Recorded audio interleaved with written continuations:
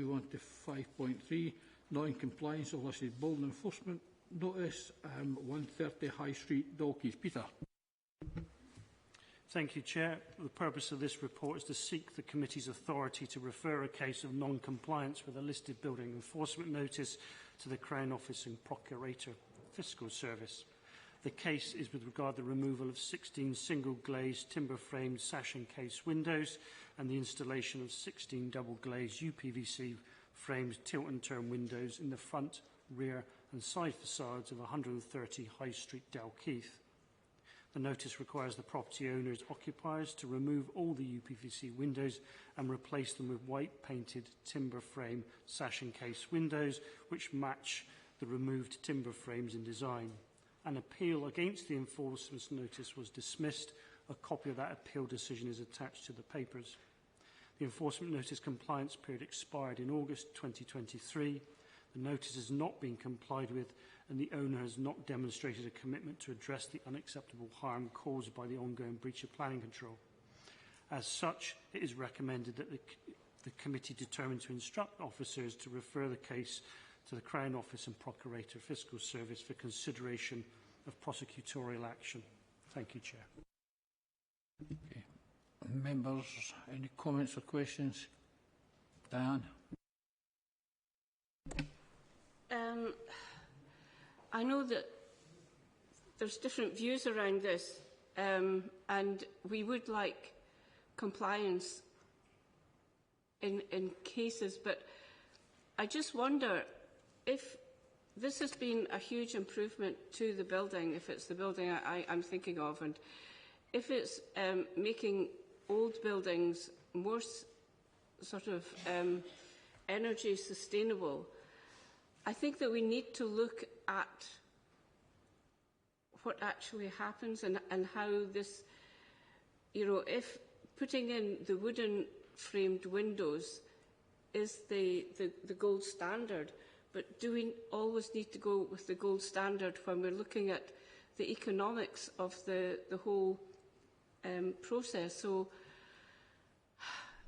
I'm rather against making them have to do this, because I think that if we're looking at old buildings with old windows, we really want the people that rent out houses, landlords, we really want them to make sure that their houses are energy efficient.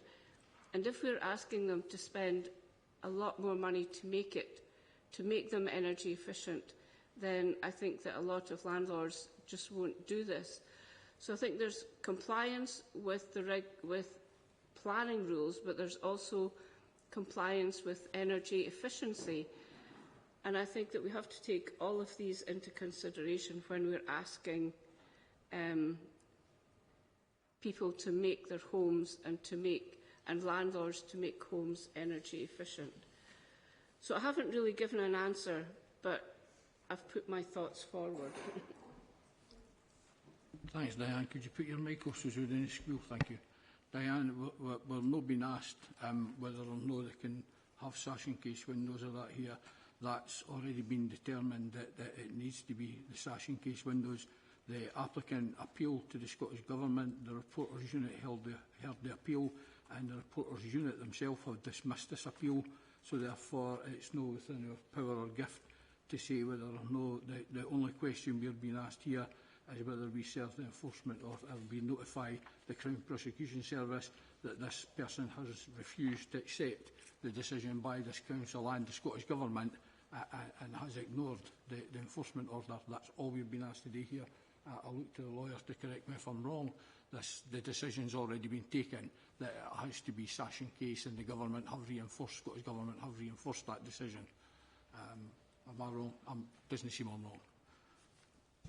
Yeah, happy to concur, Chair, that the question before members is whether or not to refer the matter to the Crown Office to consider whether or not there should be a criminal prosecution in this case.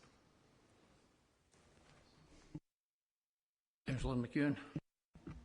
Thanks, Chair. Just for clarification, are we totally satisfied that the number in question is 16 and not 11, as contested by the appellant, please? Yeah, it is 16, Chair. Again, it's been through the report. The report has checked that as well, so that's correct. Thank you. Again, Debbie, have you got your hand up there? Thank you. Debbie. I have, yes, thank you, Chair. I'm happy to move the paper. Thank you. Councillor Pottinger. Sorry if it's not appropriate, but just a wee bit more clarification. Are these windows all visible from the conservation area, or is part of them? And are they visible at a distance? Sorry, we're not here to hear an application here. We're here quite simply. The application's it's been decided, it's been to appeal, it's been decided and rejected. So therefore we're here to hear whether or not we refer it to the Crown Prosecution Service or not. David? I'm happy to second the motion. Okay, we have a mover and seconder to agree the recommendations. Diane? I would move to not to the opposite, to say that we don't recommend it to the Procurator. Okay, I'm not sure where we are with that because I think a legal requirement to. However, we'll take the motion, the amendment. Colin? I'll second that, Diane's motion. Okay, we're in a really funny position here where we've been through all the proper planning processes. However, we are where we are. Are there any other comments or amendments to this? Okay, Connor. Yeah, I just wanted to ask, what in this circumstance when we don't refer to the Procurator Fiscal, what does that mean for us as a council? I'll refer that to the two officers to answer. Yeah, thank you, Chair. I mean, there's been a discussion which is covered correctly insofar as that the assessment about whether the planning merits of the development are acceptable or not. They've been and run, so this is now a simple choice whether that outstanding breach of planning control should be referred for prosecutorial action. If the committee determined that it's not referred for prosecutorial action, then effectively the council just steps back, the breach of planning control remains, just stays in situ, the case is then closed, so you would just have that outstanding breach of planning control. Some of the further consequences for the council is that you're most probably aware that people do share this sort of information on social media or other forms. People do see that the council has stepped back from resolving breaches of planning control. So there is a potential implication insofar as that it does maybe give hope to others that are breaching planning rules and regulations that the council will not see through those resolutions correctly. I mean, in terms of the landowner who has installed these windows into the property, which he has then rented out a series of flats, they could apply again to the council to actually retain the windows. That would be effectively a repeat application of one previously done, and the members could intervene to call that to committee and reach a different decision if it wished to do so. But I very much doubt that would happen, because why would the landowner do that if the committee is effectively saying it doesn't want to resolve that breach of planning control? So. I've got two Kellys wanting to come in. Kelly Drummond first, then Kelly Parry second. Yeah, I'm just thinking it sets quite a dangerous precedent. It's just basically saying that we're ignoring both ourselves and the Scottish Government when we've already been through that, and that we will just not do anything. I think that's quite a strange thing to want to do. I think, yeah, I would just really seriously question the precedent that we're setting, because we're now just saying we'll do what you want and there'll be no consequences if we're not going to follow through. Thank you. Kelly Parry. Thanks, Chair. Yeah, I just wanted to ask about, just kind of agreeing with Councillor Drummond there, and having recently dealt with a case whereby a new property owner discovered that the previous person hadn't adhered to building regulations. So I'm just a wee bit concerned that we might potentially be stepping back, but this might become a problem for a new owner or somebody else that ends up with the responsibility. I just wondered if that would be the case, Peter, and maybe not a question for you, but might even be an issue for mortgage providers and such like. Yeah, thank you, Chair. Yeah, I mean, breaches of plan control go with the land effectively. So if people do sell on properties with an outstanding breach of planning control, that doesn't resolve the issue. That just transfers to the new purchaser.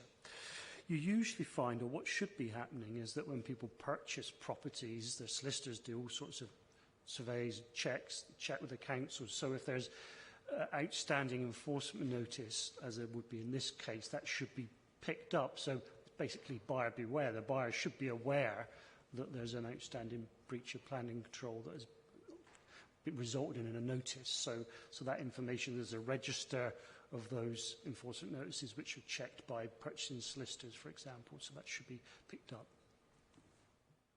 Thank you. Bye. Thanks, Chair. In your words, we are where we are. I'd like to formally second Councillor McCall's proposal. Thank you. I think that's been seconded. Actually, I think David Virgo seconded it. Yeah. Okay. Right. We have quite simply, we have in front of us here something that's simply been through the planning process at this council. It's been through the planning process with the Scottish Government and the Reporters Unit, and it's been refused. And in my opinion, quite simply, if we ignore that and say it's still okay to go ahead and do that and keep that, the presidency sitting there is ultimately that you'd be as well disbanding this committee and letting people go and do what they want to do and ignore what the rules and regulations are. So, okay, with that, could we take a vote? All those, and I'll take the amendment first, is that right? The amendment which is not to serve a notice proposed by Councillor Diane Alexander and seconded by Colin Cassidy. And then there's the motion, which is to accept the recommendations proposed by the Provost and seconded by David Virgo. So I'll take the amendment first. Those who do not want to serve the enforcement notice, please show. 1, 2. Those in favour of serving the enforcement notice, please show. 1, 2, 3. 13. 13 for. So therefore the enforcement notice will be served. Thank you.